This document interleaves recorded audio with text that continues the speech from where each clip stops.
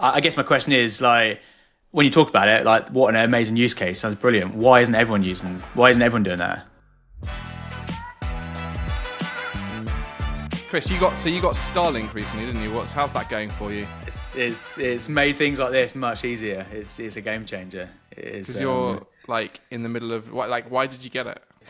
I've had years of living in the middle of nowhere in the worst internet possible. I don't know why I didn't do it sooner because I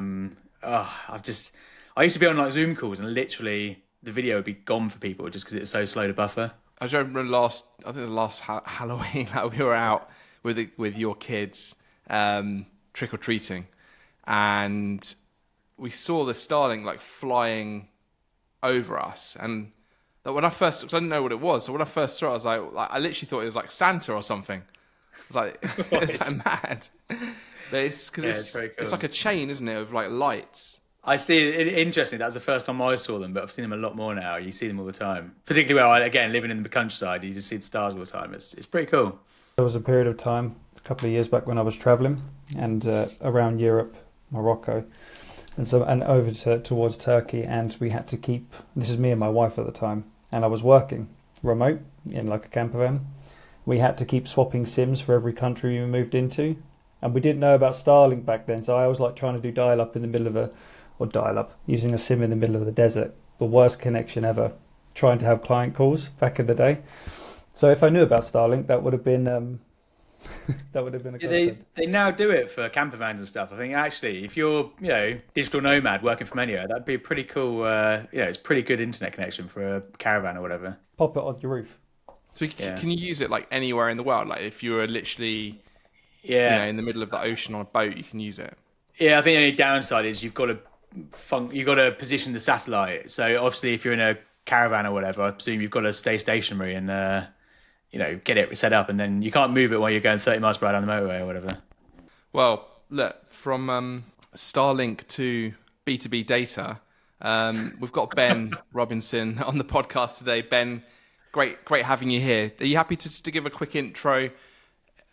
Who are you? What do you do? What's your background? Sure. So I'll start with background. So I've always been in some form of like sales capacity, selling software, selling technical products. And a couple of years ago, I was traveling with my wife, and I was leaving the company I was working at. I thought, as we were traveling, wanted to have some income as we go. And so I started a company originally called Lead Gen Ben, quite a cringy name, but it worked. It charmed the clients at the time. And it was really just a bit of side income, conducting some lead generation, and travel for a year or so. And then when I returned, it was around the same time that AI and automation started to become more mainstream and used in sales organizations, especially in SaaS companies. And so there was a perfect marriage there with AI automation and lead generation. And so what started out as basic lead gen on email systems, quite rudimentary, turned into scalable outbound email infrastructure, coupling it with automation and AI to as we pass leads through, not so much enriching data, but empowering the sales teams to convert the leads as best as they can. That's where data became a lot more important. And when I say data, it's not so much, pulling data using Clay, which everyone's quite familiar with these days, but it's trying to acquire the data that Clay can't achieve. You can't achieve with Clay agents or with basic AI. And so we became quite specialist in acquiring and scraping data that's hard to find, creating triggers out of them for the sales teams, and using it to fuel our outbound campaigns and help companies plan their go-to-market strategy. We call it unique to you data. So I would describe your service as like data acquisition for B2B companies on steroids. Yeah, but the way we kind of position it is everyone makes use of intent signals from these big data providers, big companies like 6sense or something. But the problem is everyone's sharing the same intent data. So they're all, every time there's a new job mover, which is quite basic these days, everyone is aware of the same job mover at the same time, and they get flooded with messages, and there's nothing original there in the outreach anymore. And what we found was, for very unique to the individual company or client we work with, is that there's hidden data out there online that they would love to have but they don't know how to acquire it. The best way to kind of explain it is to maybe give like a specific example, or maybe two specific examples. So that there was a company we work with where they are like an interactive content creation platform. They create content that's very dynamic, engaging, trackable, and it's all web-based. And so their number one enemy is like the old PDF format document. And so what they wanted to do was quite a few things, but the main one was to take a bunch of target accounts. They have very large TAMs, these companies, analyze all these companies' usage of PDF documents, like for marketing assets, and look, for example, year over year, does the dependency of their use of PDFs increase each year, each month? Is it going up? Is it going down? What sort of tools are they exporting PDFs from? Is it Canva? Is it Adobe? What version of Adobe? How heavy are the PDFs? Like, how big is the file size? By how many pages are in the actual file? Because you can determine how weighty the document is. For example, how much color is in it, so you know it's a really good marketing asset. And just using AI to analyze all the PDF assets in general. But all of that data acquired and scraped through looking at what's called like meta or property data on the PDFs, scraping them, acquiring it, and helping these companies plan their attack on their TAMs, but also using that data to personalize the outreach. And the really cool thing is bringing information to the attention of the prospects that they weren't even aware of. They didn't know that their marketing team were using 15 different tools to publish marketing PDFs across their whole organization. So they needed consolidation, but no one knew that. But we can find that through data analysis. So it's the utility and value of this approach of data is always unique to the individual customer. But that's what makes it special, because no one else has it. So they have an unfair advantage then over their competition. It makes it. I'm assuming that like it sounds like common sense, because everyone's using ZoomInfo and LeadIQ, and everyone's got good mobile dials, email addresses nowadays. That's no longer kind of unique differentiator, because to your point, everyone's got those tools. I guess my question is, like, when you talk about it, like, what an amazing use case, sounds brilliant. Why isn't everyone doing that? Yeah, it's hard to achieve. A lot of the times, in order to acquire this type of data, requires a bit of technical acumen, knowing what scraping tools to use, or building scrapers from the ground up, knowing when to use automation, which tools, how to prompt to analyze data using different large language models for different use cases. So there's a lot of technical responsibility that's required, and it's using tool sets or multiple tool sets, which it can be quite difficult, because companies these days are just getting familiar with using tools like Clay, which is fantastic. We've used it since like the early beta stages, and it is a really good tool. But if you want to find very niche, hard to find data, tools like Clay, or just using one or two tools, even with a very skilled operator of Clay, won't find that data or create it as a data source. So the reason people don't do it is, one, it's too hard, but two, people don't even realize it's possible a lot of the time. The main way we find this interesting data is just to speak with the sales teams, for example, and ask them the question, if you were to prospect your dream account, what is the data you're looking for, the real dream niche data, or more so multiple data points to infer something? What does it mean if they have all these certain pieces of data in place? What can we derive from that? And then how can we scale that up? So it's hard to do, but a lot of the time, a lot of these companies that we work with haven't necessarily thought about what is possible. So we have to kind of work that out for them. So Ben, if I'm a marketer listening to this podcast and I want to get hold of like super unique data to pass over to the sales team, like what's the first thing that I would do? Sure. So the first place I would start is by auditing the sales team members, predominantly sales team members that have a very good track record for cold prospecting. And we want to understand exactly what it is that they're looking at on a given target account, what information they're looking for in order to determine if they're fit to go after or how they would approach the account. Often is the case that it's not one particular data point that you would want to be looking for. It's a collection of different data points that you can infer something from. And It's usually the case that the best types of data that we're looking for prospecting isn't on a generic database like Apollo, ZoomInfo, not even through tools like Clay, where you can scrape websites, you can pull in a host of different data providers, but it's usually hidden within, say, it could be deep as like property data, metadata on a website, looking through changes to a website, looking through investment information online, their public when they put out their financial information, year-end reports, you can see their challenges, what they're struggling with, and taking all this information and pulling it together and then inferring what the approach to the account could be.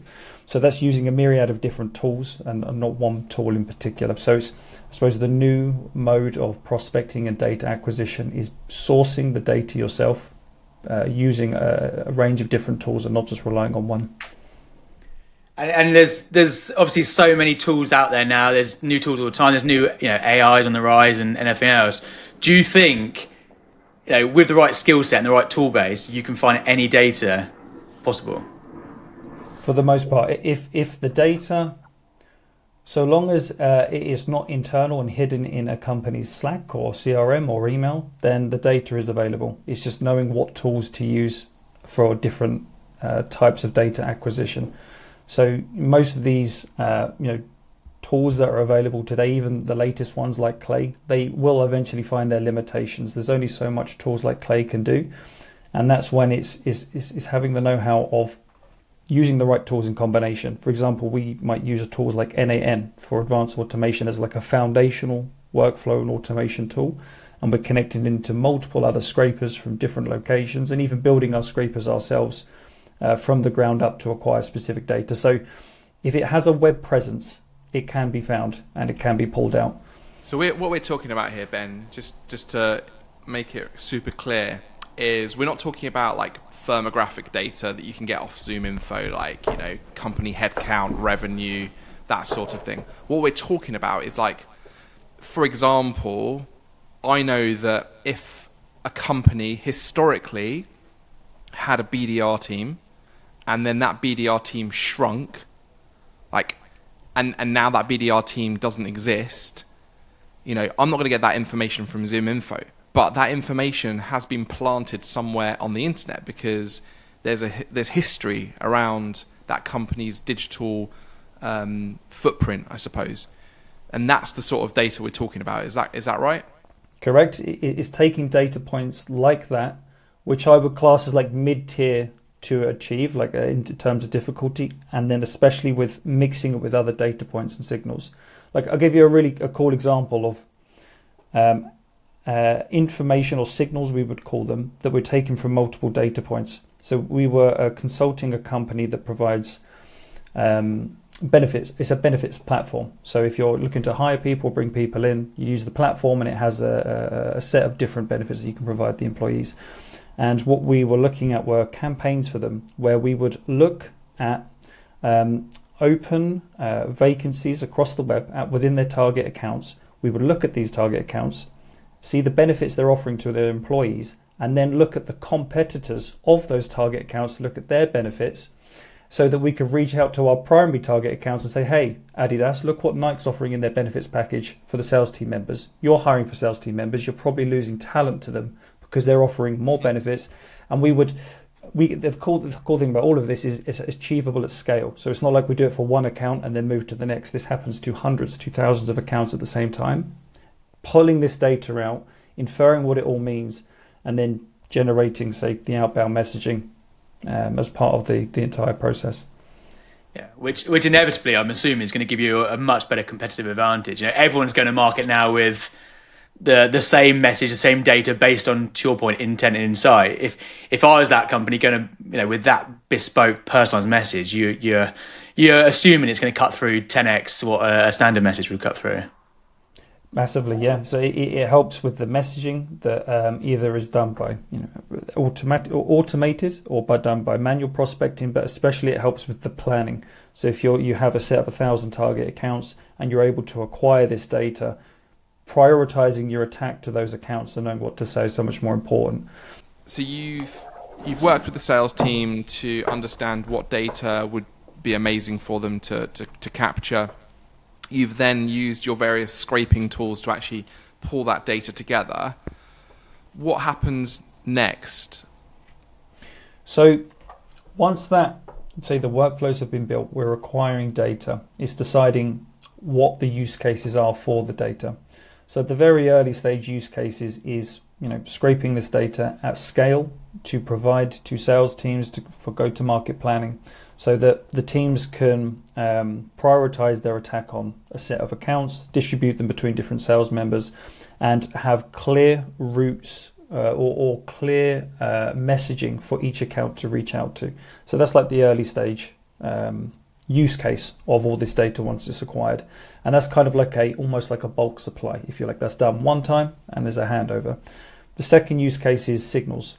So monitoring for this information live. So as we receive or see that there has been a change and is worthy of an update, and passing that information to the sales team member, we call them a signal, but essentially it's just a trigger, passes through to wherever it needs to Slack, to their CRM, to any other tool that it needs to go to make the sales team member aware now is the time to reach out. But again, it's the focusing back on, this is not to say that there's been a job change, it's fairly basic, but this is to say, a specific hospital in the NHS Trust in the UK has just decided that they're going to spend a certain amount of money on digital transformation, or specifically bringing in an EPR system, something so specific that is super relevant, and will bring it to their attention as a signal. And then the third and final use case, which is the one we're most familiar with, is acquiring this data for scalable outbound campaigns, where we have something extremely personalized to say, and we run these campaigns at grand scale rather than manually one by one. What do you see as the biggest challenge when you pass this data over to clients, for example? So the biggest challenge, if we were to hand this data over in one go, for example, is having the sales team members make full use of it, because there's so much value in the data that having the right messaging curated can be a challenge. We can use AI to try and curate this messaging, but it always needs a human touch to have the most effect, especially for manual prospecting purposes. And a lot of the time, where we're pulling in so many different data points that are so niche and unique, what sales team members have to do is read through all of that data and themselves understand it and derive, what should I say? And that's often the hard part, because naturally in a sales team of 10 or even up to 50 people, some will be really good, some won't be as good. And so the utility of that data is a challenge to get the full use of it.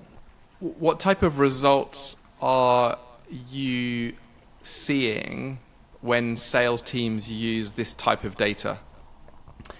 A massive increase in response rate, like when the sales team members are using it for their manual prospecting. Because the hard thing these days is that there's so much noise on every sales channel: phone, email, LinkedIn.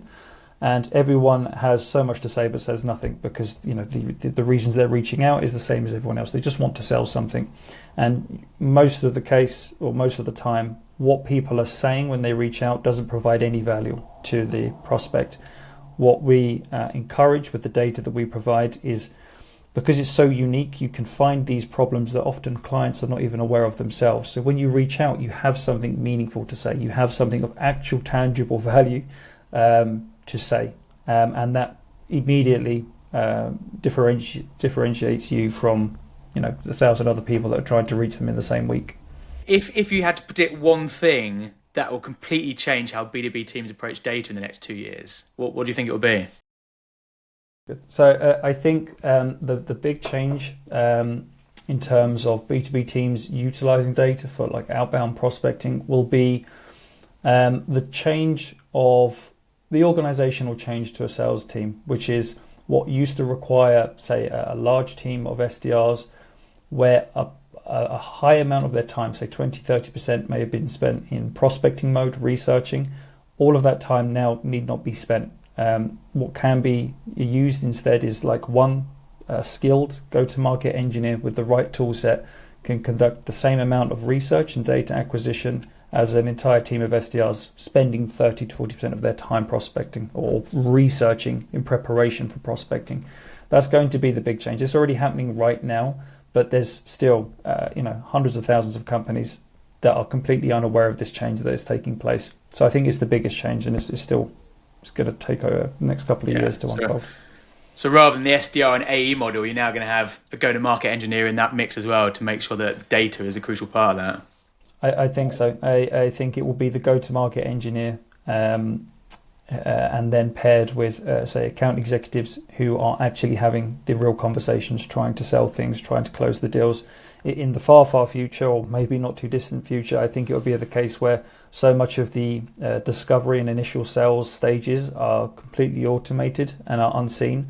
And the only time that there is a sales process taking place with an actual conversation is when you're trying to close the end deal. You bring the account executive in with a human who can hold a really good conversation, build a great relationship and close the deal.